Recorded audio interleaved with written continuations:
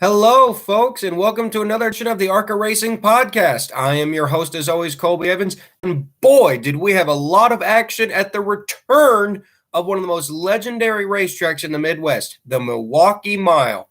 A great return as the track, I don't believe, had seen any major racing action since 2015 with the IndyCar circuit. It provided a bigger field because we had an East Combo race. Did we clinch a champion? Maybe we did. We also had a lot of action on track as Gibbs, dominated the race, and another incident between Venerini and Fast Track that is really, honestly starting to bother me and is really starting to bother a lot of fans online as well. Anyway, though, as always, the point of this podcast is to simply save a series that I love so much. I feel like I'm one of the only people who still care about this series just such a very, very passionate level. And like always, I wanted to do this podcast just to be able to have some fun and create my own version of a weekly podcast. Anyway, folks, though, I'm also the creator of the Start and Park account. I'm like I said, Colby Evans. At Start and Park Art is the Twitter account you may find. All the fun Start and Park information you guys always like, whether it be from ARCA, Trucks, Xfinity, or even Cup. Start and Parks galore. If you want to find any of that out, go check it out. Got a lot of information on there. And I'm going to shout out right now the GoFundMe I've created for Brad Smith. I'm going to be working for Brad Smith in the Kansas race in October. And I've created a GoFundMe because our biggest problem is tires. And if we can get tires, I feel like we'll be able to be more competitive. Unfortunately, I can't remember the last time. I don't even think Brad remembers the last time that he started on stickers. So I've created a GoFundMe. I'll tag it in the description. Please donate whatever you can. $1, $5, or if you want to donate big, much, anything is appreciated. But the goal is $2,000, which is just over a set of stickers. And I want to be able to have Brad run on a set of stickers and be as competitive as he can be. And we can keep our top 5 points position. To me, that would just be the ultimate accomplishment from fans coming together and an ultimate underdog getting a points finish that he richly, richly deserves. But anyway, let's get right into it. We had a bigger field this weekend, kind of similar to Iowa. We had 24 cars. We had 24 cars show up this weekend. Obviously, with the E-Series there, that was going to bring a couple of extra cars. Sammy Smith holds a huge lead over Mason Diaz in the points, and we'll get to a little bit later in the show, that he extended that lead pretty much to the point where unless we have a 30-plus car field at Bristol, the East Championship for this season is pretty much all wrapped up. It's all wrapped up. As getting right into the race, like I said, we had a good car count, but it was still, even with the 81, though, of Sammy Smith, most people didn't really put it past that Gibbs was just going to run away with the whole thing again. And, well, he kind of did. But not by much. I feel like as the season's really started to close, a lot of the other teams have started to close in on Gibbs a little bit. He's not running away with these things as easy as he used to. I'm not going to lie that although he did lead every single lap of this race, it's not like he was leading by 3 or 4 seconds. Even coming to the checkered flag, he was only leading by just over a second. Couple of little mistakes, and he easily would have lost that lead to Sam Mayer. But nonetheless, we still had the combo series there, which provided more action. I strongly believe that the East Series should just be merged into the main series for the short tracks next season. You can merge the East Series into the short track challenge for next season. So that way you don't have these low budget East teams having to build plate cars for Daytona and Talladega. You don't want that because they can't really afford it. But I strongly believe it would help the car counts, especially on some of these short tracks like Toledo. If you add 10 East cars, well, we'd be back up to 24. That would be a lot better than just seeing 14 of them go around the track. But anyway, yeah, we had 24 cars. Unfortunately, race itself got off to a little bit of a rough start. Arnaut Koch, I think I botched that name. I'm sorry if I did. He unfortunately fell out before the race even started with engine issues, did not make a qualifying lap and did not make a lap in the race, which is a real shame for the 10 car, as that is the highest fast track car in the owner standings. I believe it's just behind this 25, I think it is. But in terms of how ARCA pays, I believe it's based on owner points. And the higher you are, I believe the more money you get. It's pretty much that simple. So that was kind of a shame to see him not even be able to make the start. We did have some new entries, even despite the East Series showing up. We had Ron Vandermeer Jr., who we had not seen since Elko. He made his second start of the season. And we also saw the return of Connor Mosak in another race for Young's Motorsports. We saw the return of Stephanie Moyer, who we'll get to in a second, had some tough luck in this race. And the return of Parker Retzlaff, who did not race the 42 at Iowa and did not race the 42 at Watkins Glen. Like I said, we also had the return of the 23 for Brett Holmes Racing and Sam Mayer. And they were quite competitive, but, like I said, you just ain't going to beat that dang 18 car, unfortunately. Anyway, we got into the race. Let's just get right into the race. 150 laps standard, caution at lap 50, caution at lap 100 for the teams to make the tires changes and adjustments that they needed. Ty got out to it quickly, but again, not as big of a lead as people would think. Sammy Smith kept up there right with him. But the struggle of the day, and this was kind of throughout the race, was Corey Heim. Even through practice and qualifying, Corey just did not really have the speed that Ty had. And unfortunately, by the time lap 75 hit, Corey was already outside of the top 5.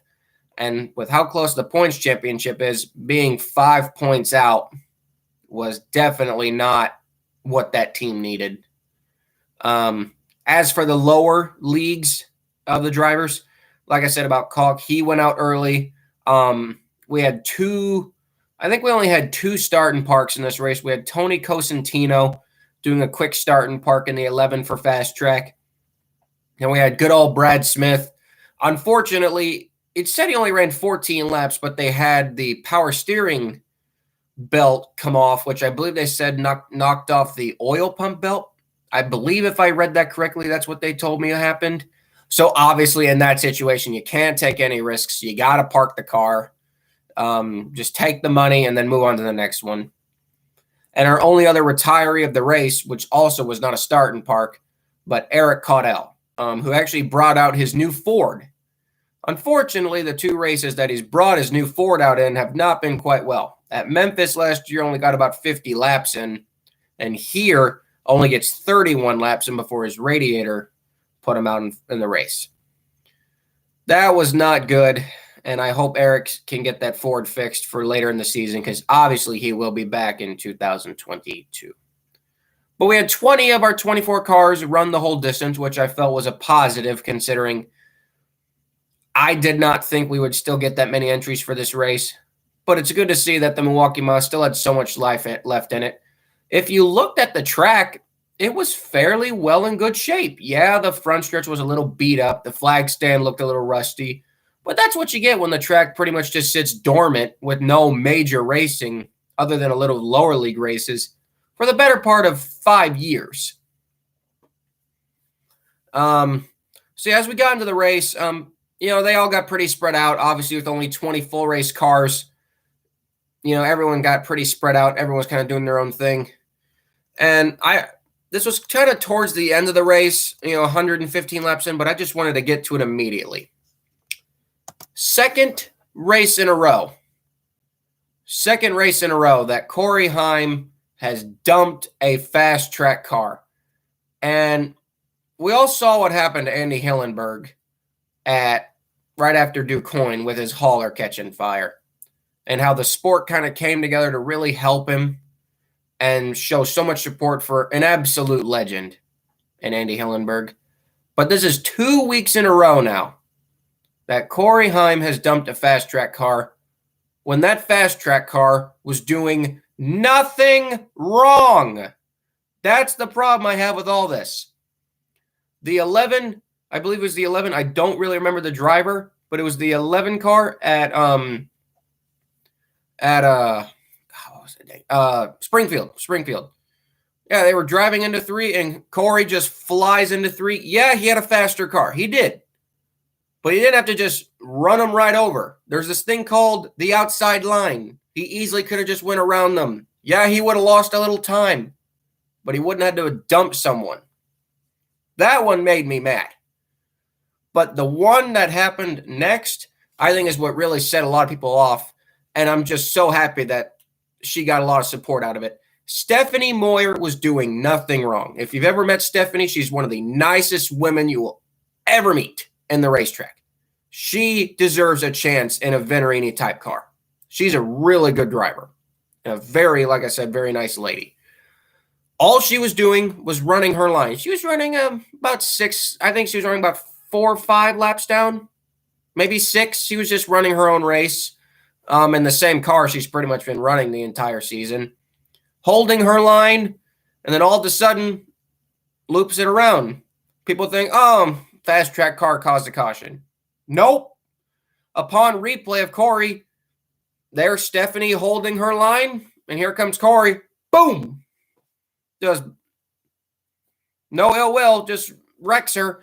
And a lot of people, including me, agree it was because I believe Corey was running 7th at the time and needed a caution to help his car get fixed or to try to gain more spots. And if that's the case, then that should regard that should regard a dang penalty in some ways for purposefully wrecking someone to bring out the caution. But that completely set me off. One of my best friends, John, was her spotter. I'd kill to hear what he said on that radio. I'd be just as pissed. And I've heard a lot of inside stories that unfortunately I cannot reveal on here, that this is not the first instance between Venturini and Fast Track. But I don't want to get into that because that's personal business. That is really, in reality, none of mine. I just want to come on here and openly say, I am tired of this. And if it happens this weekend at Duquoin, well, I think it's safe to say that maybe one way or another, Corey might not win this championship. You're not going to get by with driving like that. And I think you can kind of lump him into the Taylor Gray situation of just, again, these young kids, young rich kids who, I'm not saying Corey Heim can't turn a damn wrench, but at the end of the day, you know, he's not the guys back at the fab shop of Fast Track who have to fix that rear bumper. That pisses me off. That pissed a lot of people off online. And even Stephanie just simply put out a tweet. Let's see. Let's find that here. I'm going to find this. Bear with me for a second while I find this tweet online real quick. She put one out that it was so happy to see her get so much attention. Hey, I got her account pulled up right here. By the way, it's at Steph_Moyer. Go follow her. Go follow Stephanie. See, let's find her. Let's find her tweet. I hope she didn't take it down. Let's see here. Where is it? I hope she didn't take it down, but I can't find it. Come on, you didn't take it down, did she?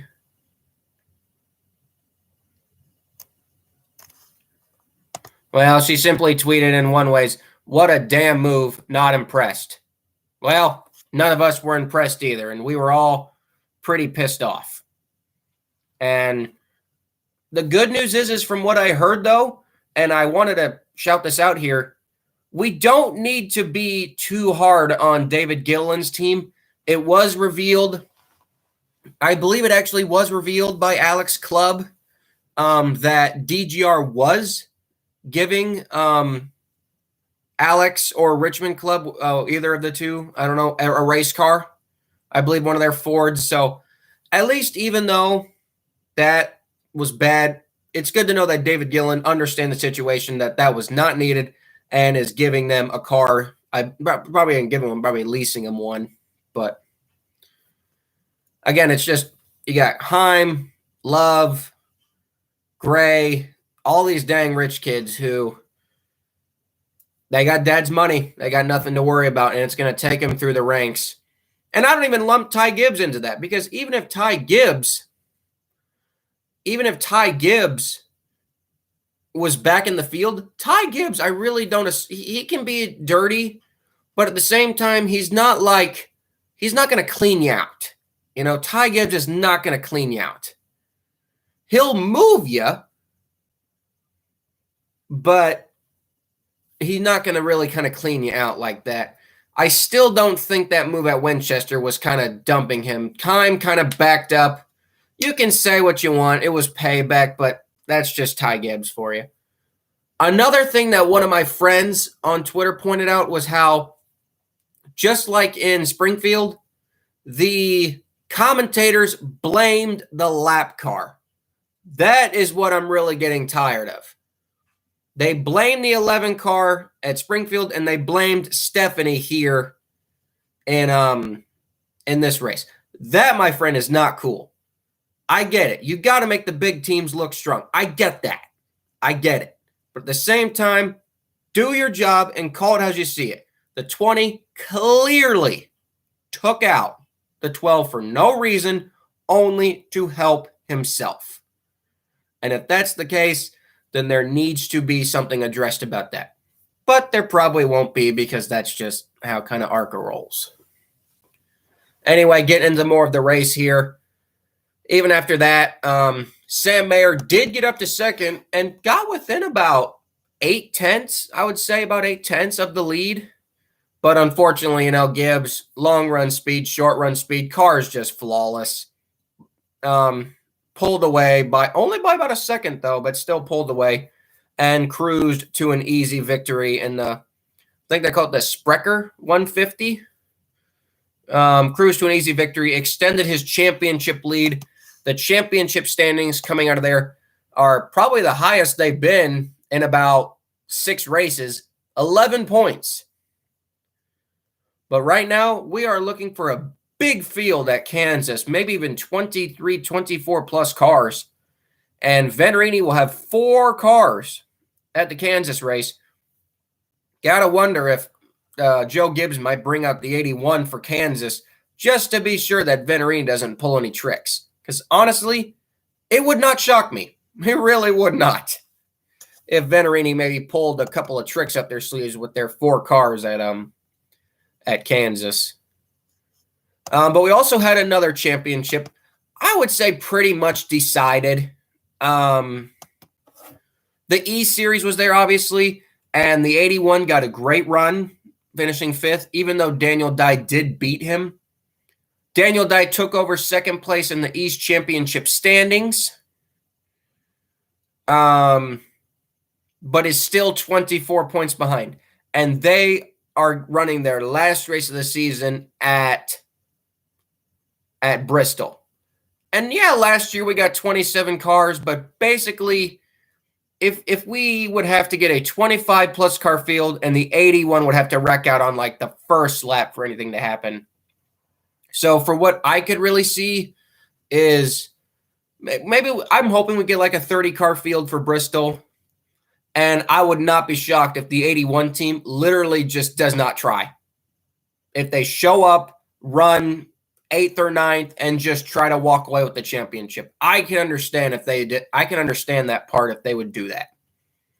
Because at the end of the day, yeah, you want to go for a race win, but you also want to win the championship. And winning the championship is a lot more important than a race win.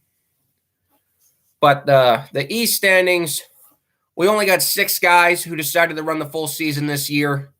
The only guy in contention really is Daniel Dye. Mason Diaz, he had a terrible run at Milwaukee. They finished 10 laps down. I still don't remember what even happened to them.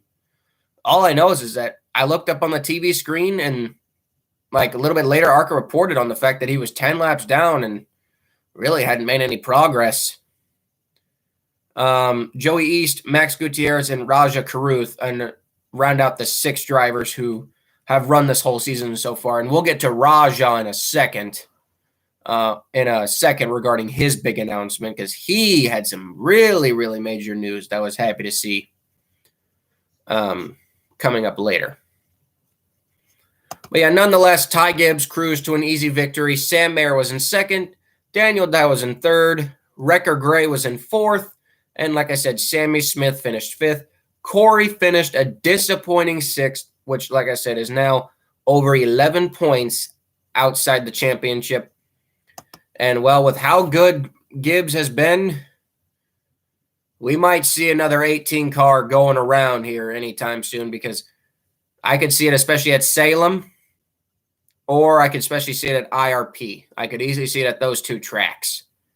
But going to a 1.5-mile track, man, it's going to be tough to beat them at that finale race. Although anything can happen. If anybody remembers the finale race of last year, Ty Gibbs was fast, but had a fuel pump issue like within the first 20 laps and had to go to the garage and finished 40 laps down. Michael Self, championship contender, had fuel issues, finished 19 laps down. Anything can happen in the championship race. And who knows?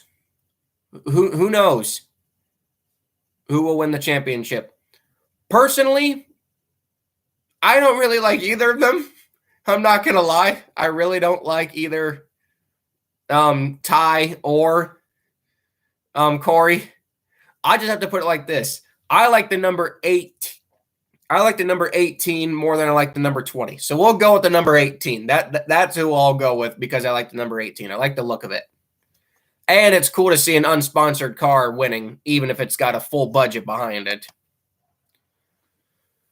So that was kind of Milwaukee. Great to see the track return. It still looked in good shape.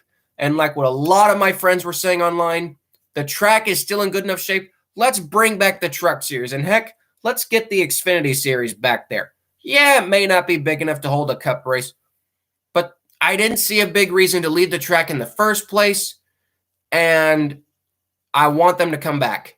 Milwaukee is just different. It's cool. It's big. It's a lot bigger in person. It doesn't really look like a mile. It looks a lot bigger than people think it is. But they do need to make some adjustments.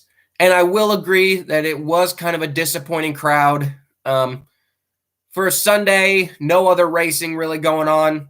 I expected at least maybe 3,000, 4,000 people, and it was maybe about 1,500 to 2,000 people, but still glad. And like I always say to any fan who comes to a race, thank you for supporting any racing league.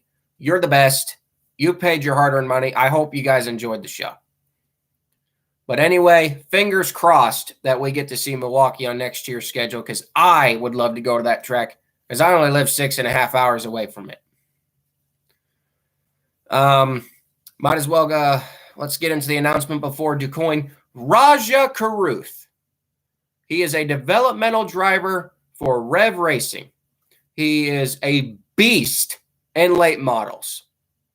Has had some tough go in the E Series, but is an absolute beast in the late models. He's won multiple races. I can't even count how many races the guy's won, but he is very, very good. Announced this week that he will be a part of the new Xfinity team. Martin's Motorsports announced, I think a month or two ago, that Tommy Joe would be stepping away from full-time and going down to part-time, and would basically be opening up the 44 to pay drivers and developmental talent. And it was announced, I believe it was announced yesterday, that Martin's Motorsports would be rebranded into Alpha Prime Racing, basically with head sponsorship from Cesar Baccarella, Tommy Joe, and Raja Caruth as the three primary drivers.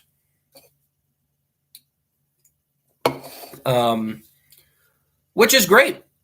The only problem I see is, and I don't want to hate Raja, awesome guy, met him in Iowa, but only a couple of full seasons of late models with a full-time ARCA E season. Is he ready? If he gets practice, I think he'll do good, But if you're going to put Raj in the 44 with no practice and you're just going to expect him to go, I don't know how good he's going to do. In my opinion, if he can run top 25, top 20, I would call that a success. Because that's what that car is capable. The car is capable of top 20, top 15. But if he can run top 25, top 20, that's what I would consider a good success for him. It was already revealed that he will primarily run the short tracks, which is obvious. Even though he is 19, he is old enough to run Daytona and Talladega. They will keep him on the short tracks, which is the smartest thing to do. Keep him at his strong places, but I'm happy for him. I just hope he's ready. But also good news is it's going to be helping out in a lot of ways. He'll be running full-time next year. Dual announcement for Rev Racing. Both Nick Sanchez and Raj will be running full-time next year in the main ARCA series, which honestly, they really should have just done anyway this year. With the way the E-Series fields were and where the main ARCA fields were, I wish they just would have ran Raja here. He was old enough. He could have ran Daytona this year. He was old enough. I wish they just would have done that instead, but I guess it's kind of hard to upgrade that kind of equipment. But it's exciting things to see for Rev Racing, and I hope he does good. I just don't know if he's ready for Xfinity. It's really hard to go from late models to ARCA East and part-time main ARCA all the way to the second-tier series of NASCAR, where you're going to be competing against a lot of powerhouse teams and some great mid-card teams. But all I can say is best of luck to Raja, best of luck to Caesar and Tommy Joe, and that entire team next year. I guarantee you everyone's going to be cheering that team on. And anytime Raja's behind the wheel, it's going to get a lot of TV time, a lot of focusing on him. Just hope he can prove us all to what we believe he's capable of doing. Because I think he could easily be a very good look for the Xfinity series. And if he can get into the, more of a winning ride. No disrespect to Alpha Prime, but they're not a winning team. They're kind of the best they could do is probably a top 10. But no doubt one of my favorite guys of all time is Tommy Joe Martins. One of my favorite guys to meet at the track is Caesar. And yeah, Raj is an awesome kid too. But we'll just have to see how they do next year. I think they said Raj's first race was Bristol. And man, that'd be kind of cool to see Raj at Bristol going up against JD, MBM, and I'd probably say even up next to the Gibbs cars at some point. Going into the last part of the show, we have Duquoin, our second dirt race of the season, the Southern Illinois 100. And just like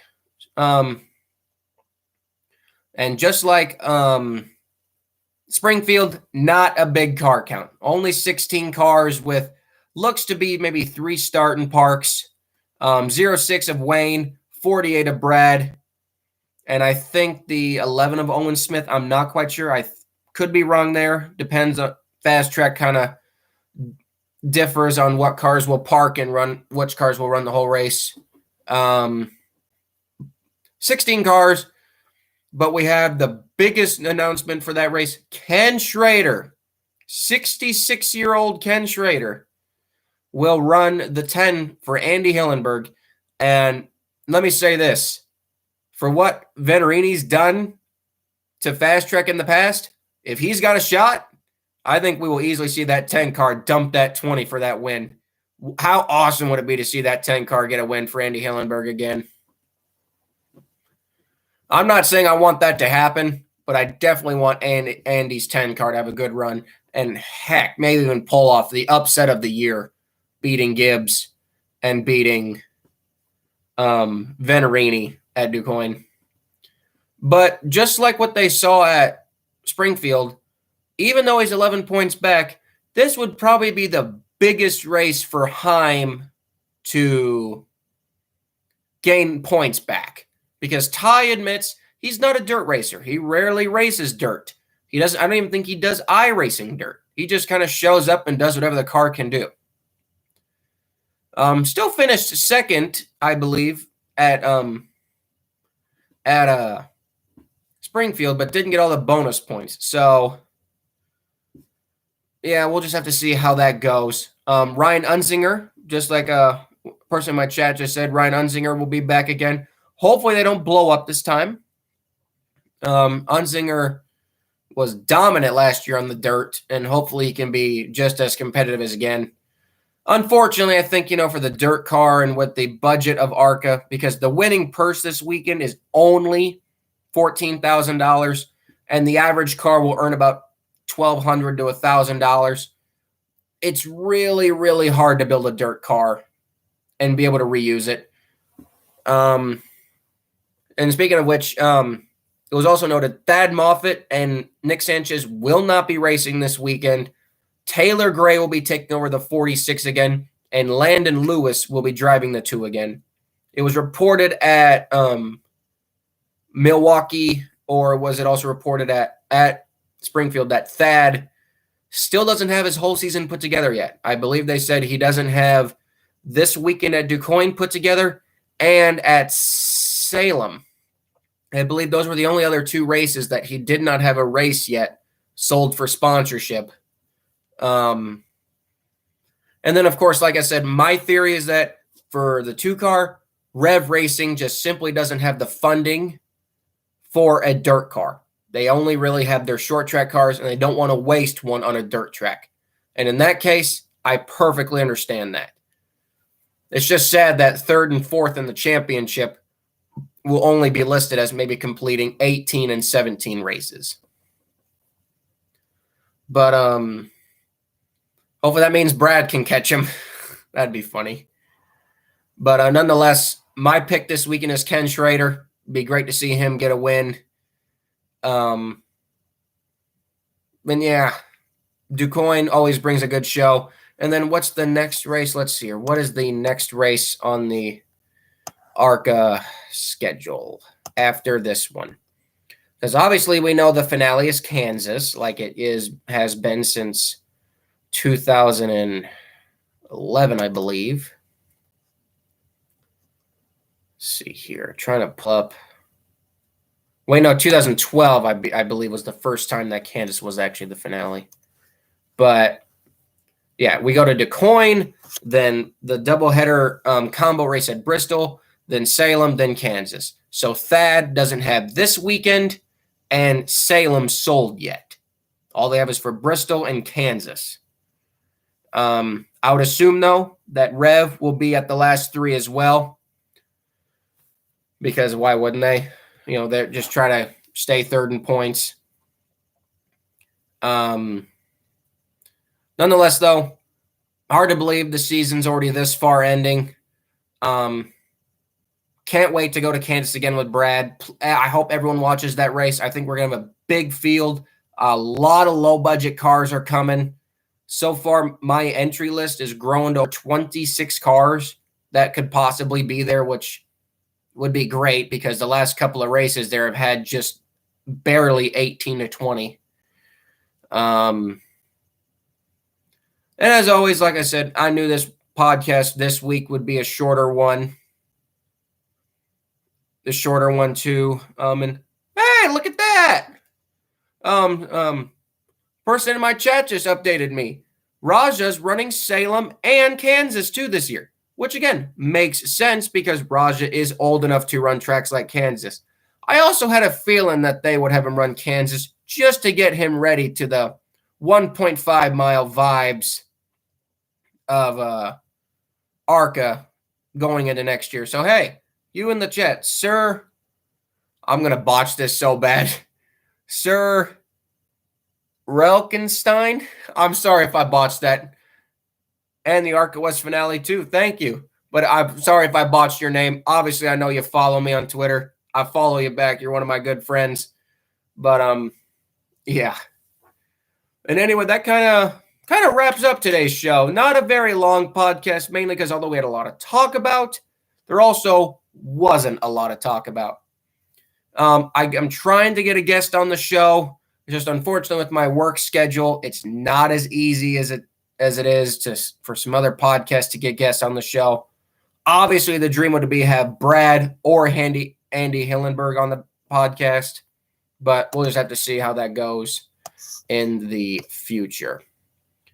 So as always, folks, even though we're ending a little early, like, subscribe, watch for more, follow me at Start and Park Car, follow Brad Smith at Driver Brad Smith, donate to the GoFundMe, let's get a set of stickers for Kansas.